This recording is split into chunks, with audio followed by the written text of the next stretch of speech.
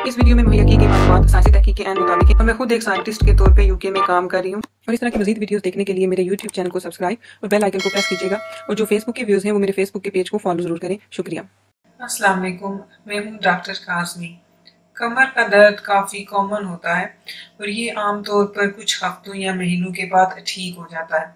ऐसा कमर का दर्द जो 3 महीनों में ठीक हो जाए उसको एक्यूट बैक पेन, और वो कमर का दर्द जो 3 महीनों से ज़्यादा अरसे के लिए रहे उसको क्रोनिक बैक पेन कहते हैं।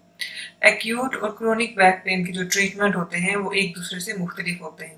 कमर का दर्द गर्दन से लेके हिप्स तक रीढ़ की हड्डी की किसी भी जानिब हो सकता है। ज्यादातर केसेस में तो ये कुछ ही अरसे में खुद ही ठीक हो जाता है।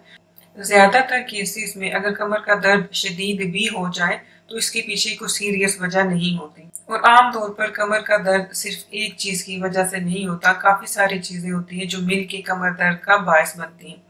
जैसे कि पोस्चर अगर किसी का सही नहीं हो, यानी कि उसके बैठने और खड़े होने का अंदाज सही नहीं है। मिसाल के तौर पे अगर वो बैठता है तो हो सकता है वो कमर की जो हड्डी होती है, जो स्पाइन होती है, उसको काफी बेंड करके बैठता है और बिल्कुल सीधा नहीं बैठता, अपनी रीढ़ की हड्डी को सीधा नहीं रखता। तो ये रॉन्ग पोस्चर भी कमर दर्द का बायस बन सकता है। इसके अलावा वो लोग जो एक्सरसाइज कम करते हैं उनमें कमर दर्द होने की ज्यादा शिकायत होती है, क्योंकि कम एक्सरसाइज की वजह से उनके मसल जो है वो कमजोर हो जाते हैं। जो रीढ़ की हड्डी होती है वो काफी सख्त हो जाती है। इन चीजों के अलावा बाज़ औक़ात किसी इंजरी की वजह से भी कमर का दर्द हो सकता है। साइंटिफिक रिसर्च में ये बात देखी गई है कि विटामिन डी का लेवल अगर कम हो तो ये भी कमर दर्द का बायस बन सकता है।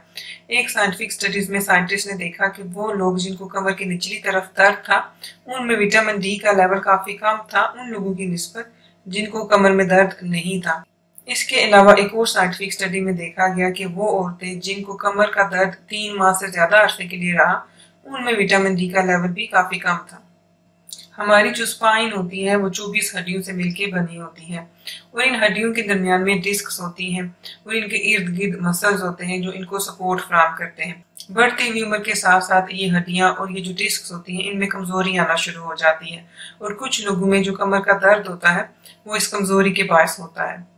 अगर किसी को कमर में दर्द है तो ऐसी कुछ टिप्स हैं जिनको फॉलो करके उनकी कमर के दर्द में कमी आएगी, जो उनकी रिकवरी होगी वो तेज हो सकती है। उसमें सबसे ज्यादा जो जरूरी चीज है वो ये है कि खुद को एक्टिव रखें। जो अपने आप के रोजमर्रा के काम हैं वो लाजमी करें। अक्सर औकात ये होता है कि अगर किसी को कमर का दर्द हो जाए तो वो ये सोचते हैं कि वो जितना ज्यादा रेस्ट करेंगे उनके लिए बेहतर होगा, लेकिन हकीकत जो है वो इससे बिल्कुल बरक्स होती है। जो हमारी स्पाइन होती है और जो हमारी हड्डियां होती हैं वो काफी मजबूत होती हैं और वो बनाई ही इसीलिए जाती हैं कि हम मूवमेंट कर सकें।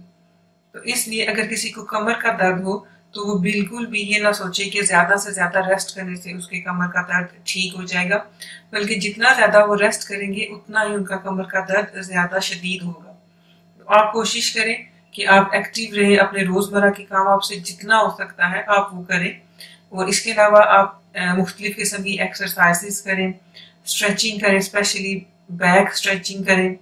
और इनके अलावा आप वॉक पे जाएं, योगा करें और स्विमिंग जो है वो कमर के दर्द के लिए काफ़ी अच्छी होती है। कमर के दर्द में कमी लाने के लिए ऐसे पेन किलर्स लें जो एंटी इन्फ्लेमेटरी हों, जैसे कि आइबुप्रोफीन।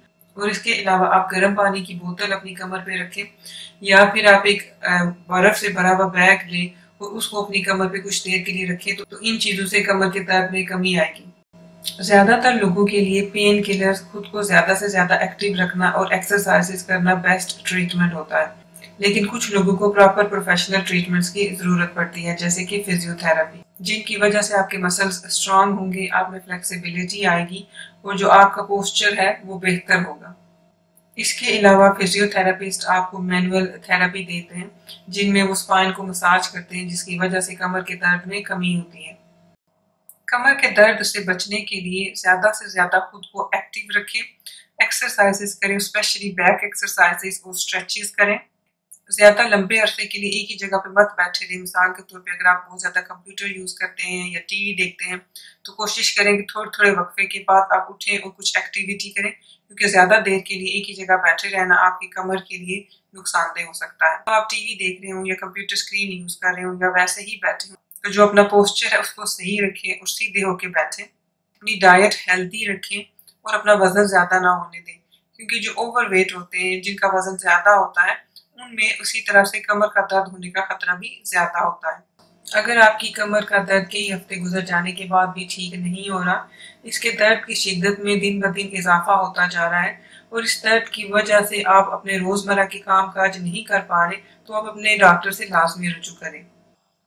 یہ ویڈیو دیکھنے کا شکریہ۔ اللہ حافظ۔